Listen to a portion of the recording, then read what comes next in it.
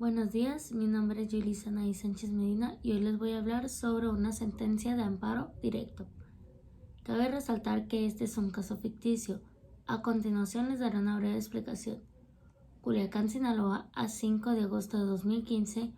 visto el TOCA 437-2015, relativo al recurso de apelación admitido en ambos efectos, interpuesto por el Procurador Judicial del demandado Carlos Medina Martínez, en contra de la sentencia dictada con fecha 29 de mayo de 2015 por el juez sexto de primera instancia del ramo civil de este distrito judicial, en el juicio sumario hipotecario promovido por el Banco del Bambajío, Sociedad Anónima, Institución de Banca Múltiple, en contra del apelante, visto a la vez todo lo actuado en el expediente número 1471-2013, de donde surge la presente recurrencia y lo resultando: 1. Que en juicio y fecha de arriba indicados, el juez del primer conocimiento dictó sentencia, cuyos puntos resolutivos a continuación se describen. Primero, ha procedido la vía sumaria hipotecaria intentada. Segundo, la parte actora aprobó su acción. El demandado no demostró sus acciones. En consecuencia, tercero, se condena a Carlos Medina Martínez a pagar a Banco Bambajío, Sociedad Anónima, Institución de Banca Múltiple, dentro de un término de 5 días contados a partir de que quede firme este fallo, la cantidad de 837,846 pesos fuera reclamada, así como el pago de 73,915 pesos por concepto de intereses ordinarios generados y comprendidos del periodo del 1 de noviembre del 2012 hasta el 11 de julio de 2013, el pago de la cantidad de 5,972 pesos por concepto del impuesto al valor agregado IVA,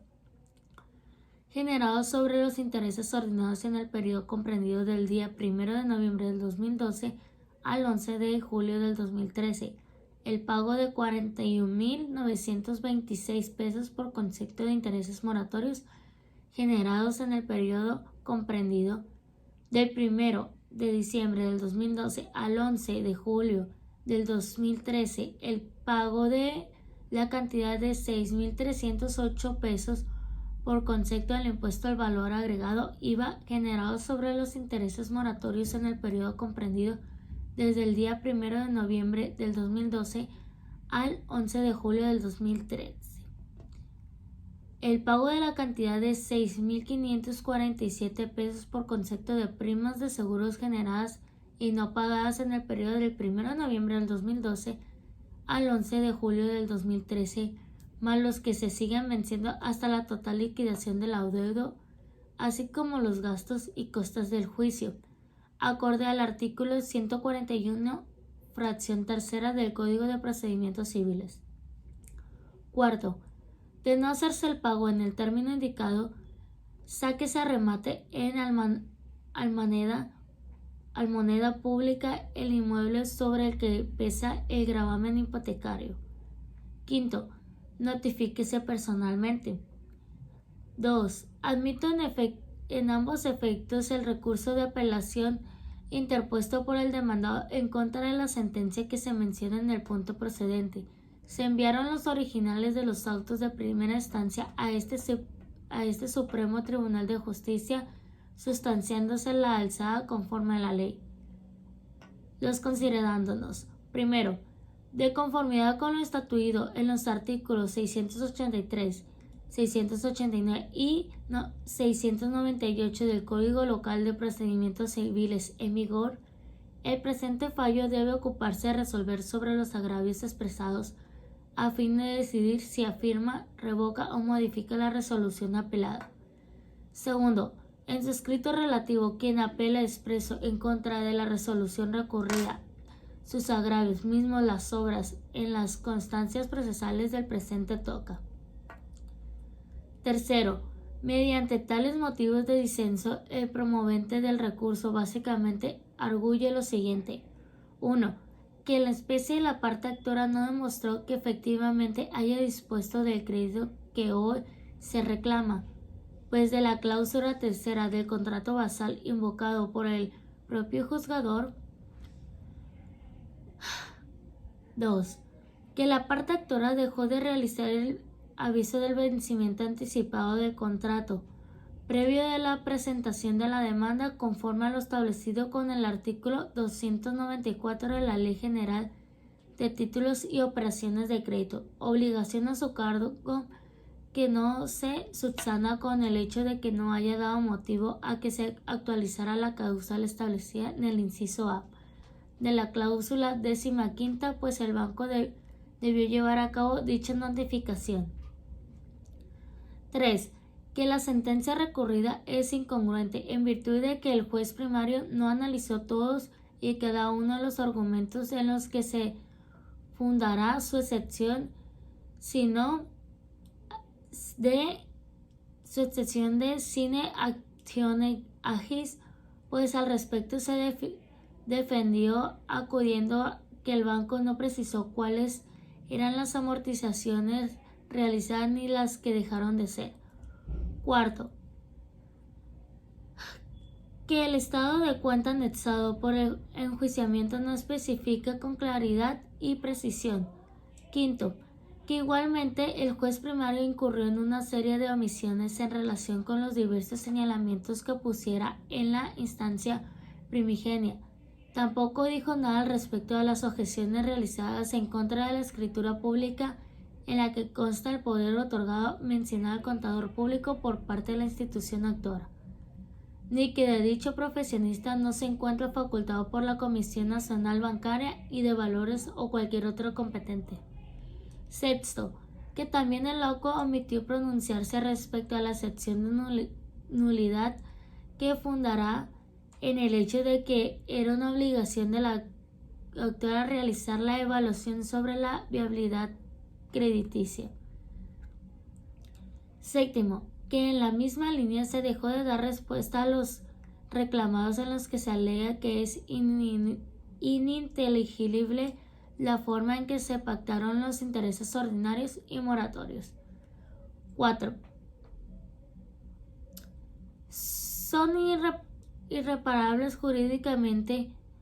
los sintetizados motivos de desacuerdo y con ello fructuosos para el éxito de la alzada, lo que es así en atención a las consideraciones del orden legal siguiente en principio. Lo alegado respecto a que no se allegó documento alguno que justificara la disposición del crédito que hoy le reclama es un argumento carente de respaldo jurídico. Había cuenta que, al margen de las formalidades establecidas por las partes en el contrato celebrado primeramente, para efectos de que la parte acreditada dispusiera de la suma que con motivo de dicho acto jurídico se le concedió, se tiene el reconocimiento de la deuda es un acto unipersonal de voluntad que surte eficacia plena como fuente de obligaciones. Por otro lado, los alegatos relacionados con que el actor no dio el aviso de vencimiento anticipado del contrato crediticio, así como lo que el estado de cuenta que ha dicho enjuiciante agregará al juicio no reúne los requisitos que marca la ley, se estimarán deficientes en virtud de que el apelante no combate frontalmente lo expuesto con el primigenio al desestimar tales argumentos. Se convino que a falta de cumplimiento de cualquiera de las obligaciones contraídas con motivo de este se haría exigible en una exhibición que además para el ejercicio de la acción hipotecaria intentada no era indispensable la exhibición del estado de cuenta certificado por contador autorizado, sino solamente que el contrato de crédito estuviera inscrito ante el registro público de la propiedad y que fuera de plazo cumplido o de vencimiento anticipado. Se le debió avisar el vencimiento anticipado del crédito que se reclama. Al respecto, habrá que recalcar lo improcedente de dicha excepción, en virtud de que, como consta en el contrato basal, en la cláusula 15ª, las partes convinieron, como ya se anticipó, que el crédito, sus intereses y accesorios se darán vencidos anticipadamente anticipadamente si el acreditado faltare al cumplimiento de cualquiera de las obligaciones contraídas, y en especial si faltare el pago puntual del capital e intereses a que se obligó, estipulándose en el último párrafo de dicha cláusula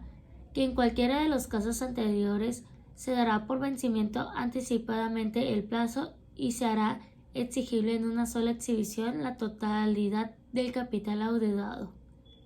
así como sus intereses y además accesorios previstos en este contrato o derivados de él. Al respecto, dígasele al demandado que en clase de juicio la presentación de dicho documento para el ejercicio de la acción no es requisito indispensable, porque como ya se dijo en un inicio, el accionante únicamente tiene que cumplir con el crédito conste en un contrato inscrito en el registro público de la propiedad y que sea de un plazo cumplido o debe anticiparse conforme a la ley o lo pactado por las partes en el contrato de hipoteca. Al determinar que las cantidades reclamadas en un juicio por los diversos conceptos que menciona la autora en su escrito inicial de demanda es que la deuda del reo, motivo por el cual devienen ineficaces los argumentos hechos valer al respecto por dicha parte, de pertinencia recordar que el agravio correctamente expresado debe consistir en un alegato claro y preciso relacionado con las circunstancias particulares del caso concreto, a partir del cual se combaten los razonamientos que fundan el pronunciamiento jurisdiccional impugnado, agravios insuficientes cuando en los agravios aducidos por la recurrente no se expresen argumentos tendientes a demostrar la ilegalidad de la sentencia, ni se atacan los fundamentos legales y consideraciones en que se sustenta el sentido del fallo. Resulta indispensable que el recurrente señale cuando menos el tema que controvierte, así como todos los aspectos de la sentencia apelada que en su opinión le agravian y le causan perjuicio. Incluso bien vistos los motivos de este disenso de que se trata, no son sino una mera reiteración de lo aducido sobre ese punto en la instancia primigenia, cuestionamientos que, como se observa, fueron rebatidos por el juzgador de origen, por lo que es claro que en vez de concretarse a reiterar la solvencia jurídica de los argumentos que esgrimiera en la instancia inicial. En el adicional entendido de que, en oposición a como lo concibe el apelante, en la especie tampoco era menester que buen actor efectuara previa a la interposición de la demanda. Por otro lado, le asiste la razón al disconforme en cuanto refiere al juez de origen. No se pronunció respecto a la totalidad de los argumentos que invocará a manera de defensa en la instancia inicial. Sin embargo, esta omisión solo traerá como consecuencia que ante la falta de reenvío de la materia, la sala la subsane con la plenitud de jurisdicción de que goza. Lo anterior se tiene con el disconforme como punto medular de su excepción de sine actione agis. Adujo que la parte actora no precisó en su demanda cuáles eran las mensualidades omisas, ni de dónde y cuándo surgieron los importes reclamados. Por su parte, lo alegado en torno a que la tasa elegida para el cobro de intereses no encuentra soporte en la publicación correspondiente en el Diario Oficial de la Federación es un argumento a todas luces infundado. Igual suerte corren los argumentos en los que afirma que era necesario que se demostrara con plenitud que las personas que realizó el estado de cuentas certificado fuera contador público y que además estuviera autorizado por la parte actora, pues al margen de que el juez primario haya considerado en la recurrida que dicho documento no era necesario en los asuntos de esta índole hipotecarios, y tales aseveraciones no fueron debidamente combatidas por el apelante. Lo cierto es que la ley no exige la demostración por parte del actor de los extremos aludidos por el apelante. Estimación jurídica de observancia obligatoria en términos de lo establecido en el artículo 217 de la Ley de Amparo en vigor, misma que a su vez torna ocioso el análisis de los reproches vertidos respecto a la escritura pública en la que consta el poder que se le refiere a la mencionada contador público por parte del banco actor. Respecto a lo arguido por el demandado en cuanto a lo que el contrato basal se encuentra afectado de nulidad por la parte actora, no demostró que realizó los estudios de viabilidad económica, por lo que hace a su solicitud que se le aplique en su beneficio la cláusula rebus sic stantibus, que deriva de los acontecimientos imprevistos que pudiera modificar las condiciones originales de un contrato. Vista la anterior, consecuencia obligada es la confirmación de la sentencia impugnada, y como este fallo y la recurrida serán conformes de toda conformidad en su parte resolutiva, sin tomar en cuenta la declaración sobre costas. Por lo expuesto y fundado, la sala resuelve: primero, se confirma la sentencia apelada. Segundo, ha procedido la vía sumaria civil hipotecaria intentada. Tercero, la parte actora probó su acción, el demandado no demostró sus excepciones en consecuencia. Cuarto, se condena a Carlos Medina Martínez a pagar a Bambajío, Sociedad Anónima, institución de banca múltiple, dentro de un término de 5 días contados a partir de que sea notificada la presente ejecutoria, la cantidad de 837,846 pesos, que como suerte la principal le fuera reclamada, así como el pago de 73,915 pesos por concepto de intereses ordinarios generados y comprendidos del periodo 1 de noviembre del 2012 y hasta el 11 de julio del 2013, el pago de la cantidad de 5,972 pesos por concepto del valor del impuesto al valor agregado IVA,